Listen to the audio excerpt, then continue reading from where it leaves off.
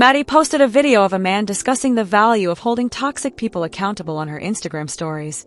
His message was straightforward. If you have a toxic parent, you should set clear and firm boundaries with them. This is not the same as harboring resentment, just as telling the truth about your experiences isn't a smear campaign. In case you were wondering, discussing abuse isn't what destroys families. Abuse makes a powerful statement. Correct? The timing is intriguing. Perhaps Maddie has been paying attention to what Cody has to say about her mother and brothers every week on the show. Hey, hello everybody. Welcome back to my channel TLC Flicks. Make sure to give this video a thumbs up. It's not surprising if that's the case. She feels compelled to correct the record. Let's face it, Maddie definitely holds Cody far more accountable than Janelle does, and this show must be quite upsetting. There's certainly a lot we're not seeing about what's happened to those OG 13 kids. Since Maddie isn't ready to put up with his conduct any longer, it appears that Janelle is finally putting some distance between them. In contrast, Janelle has been shrinking herself for years in order to blend in with Cody's culture. This one is on par with the one where I find it really strange that Tony wants to assist my Kelty in selecting her wedding gown. And in episode 7, Robyn, ever the martyr, says that she and Cody would have simply eloped if she had her way. I can't imagine having my spouse living with me full-time. Either you've revealed your actual nature without even recognizing it, or you're more stupid than I initially believed, Robyn, honey. An elopement is a covert wedding in which the couple flees to exchange vows. In what way, then, would you elope in a church-approved temple ceremony? Ultimately, this is a spiritual marriage rather than a legal one, or perhaps she made a mistake and revealed her true desire to us. Was it her secret wish that Cody could have divorced Meri at the beginning and fled with her, abandoning the other spouses in the process? I don't believe Robyn's eloping plan, whatever it may be. If anything, Robyn appears to enjoy using her relationship with Cody as a platform to show off her status to the other wives. You know, the wedding dress stunt? Before the big reveal, she and Cody tried on clothes, and she walked about wearing them as though she hadn't already decided on her dress. It's difficult to imagine that she would turn down the opportunity to publicly display her position in the family hierarchy by throwing a lavish wedding, especially in front of Christine. It's timeless. You can have it both ways. It's Robyn's way of acting, cap in hand, as though she's being modest, and she wants credit for being altruistic and not wanting a big fuss for her wedding day. She puts on a show that sounds like she's giving up something in Cody speak. Naturally, it also assigns everyone else the responsibility of telling her that, no, Robyn, you deserve a special day. This small gesture of communal admiration probably helps them gain favor with Cody. Not to mention that the big day was probably made possible by TLC sponsorship in the first place, but Robyn's act of selflessness may have been the final straw for Cody's love. In Sister Wives Season 7 episodes 1 through 2, Robyn's position on Meri's desire to attend college. The utter insolence is astounding. Although I was aware that Robyn had affected Meri's decision, I was unaware of how outspoken and against it she was in her confessionals. Robyn even said, "Why does she need this?" As though Meri, a competent and prosperous businesswoman, somehow requires authorization to further her studies. This is coming from the same individual that destroyed my sister's closet. It's almost excessive that Robyn, of all people, would waste time, money, and resources by urging Meri not to attend college.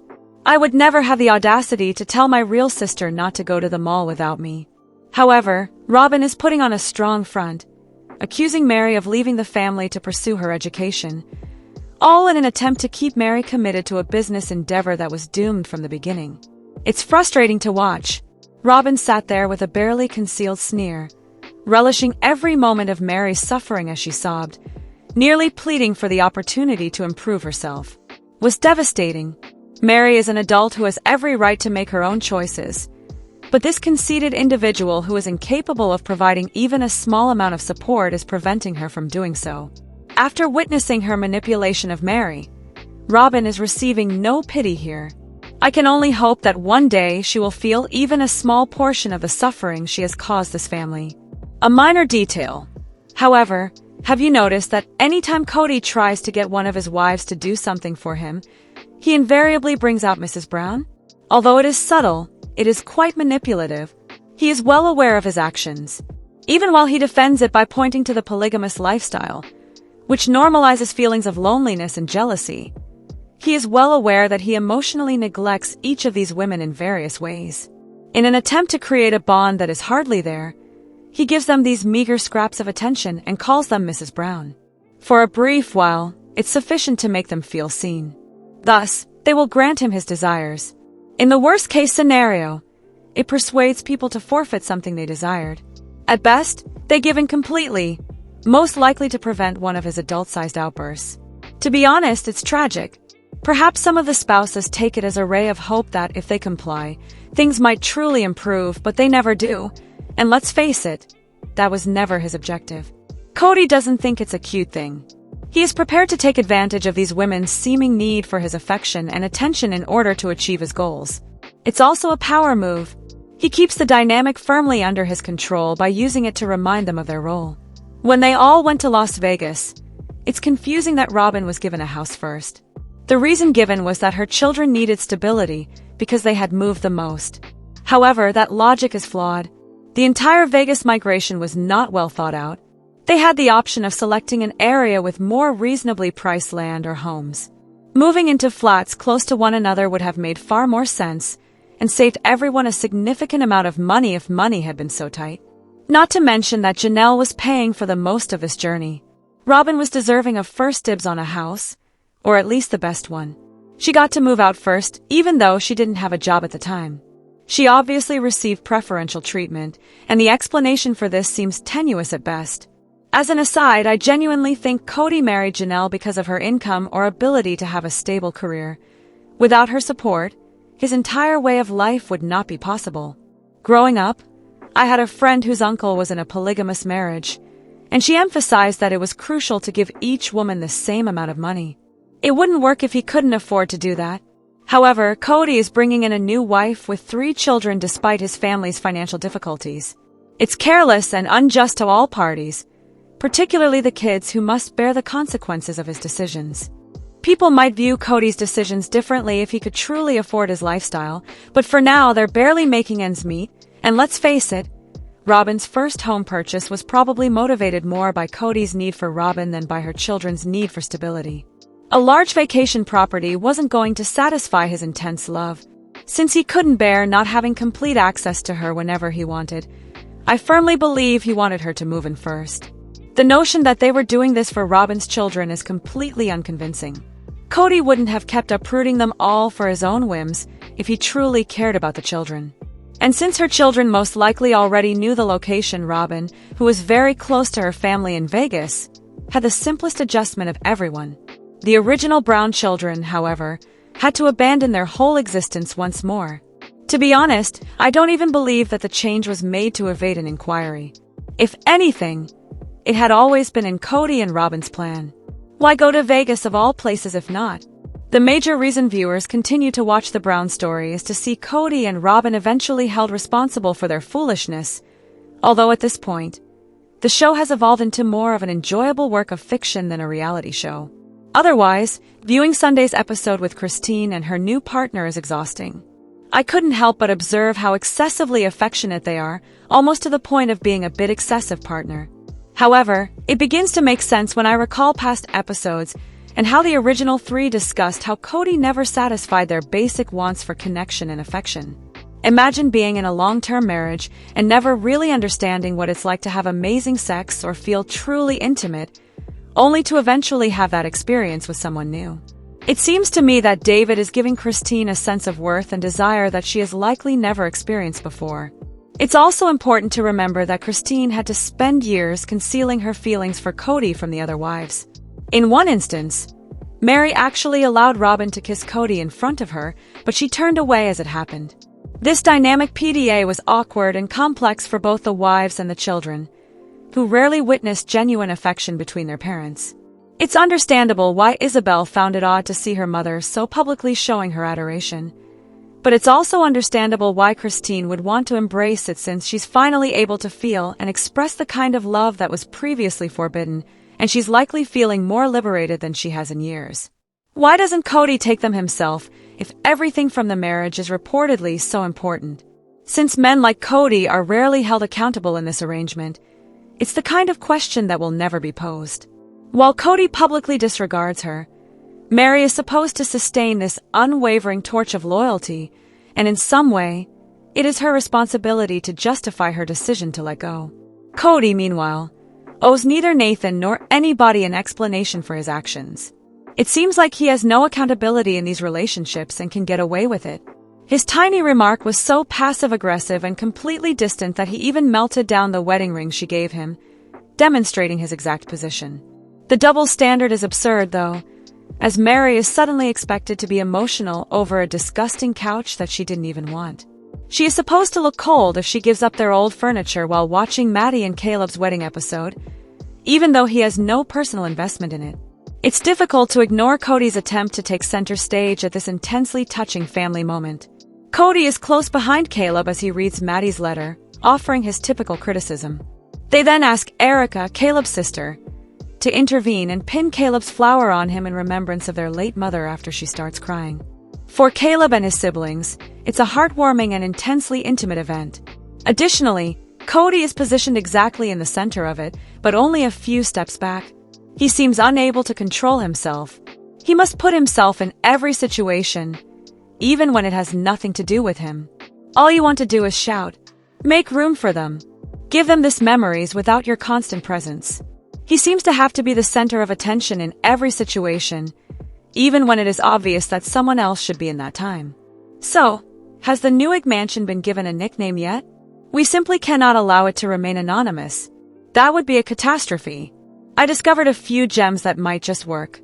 Loyalty lair, because nothing says devotion quite like a house so large that you could lose a small child in it. D-B-S-A-R-K Park, a nod to the ostentatiousness that makes everyone in the neighborhood shake their heads. Future foreclosure fortress, because let's be honest, that's probably a good bet, given the current economy. Infantilized estate, which is a perfect reflection of the oversized playhouse vibes it's giving off overcompensation. In for when you need a place to stay that really shows off your assets. And tender treehouse, because every McMansion needs a whimsical touch, don't you? Let's make it more specific. Let us know which one best embodies the essence of our future lavish home, and perhaps we can vote on it. Does anyone else have a feeling that Janelle and Christine are about to split apart?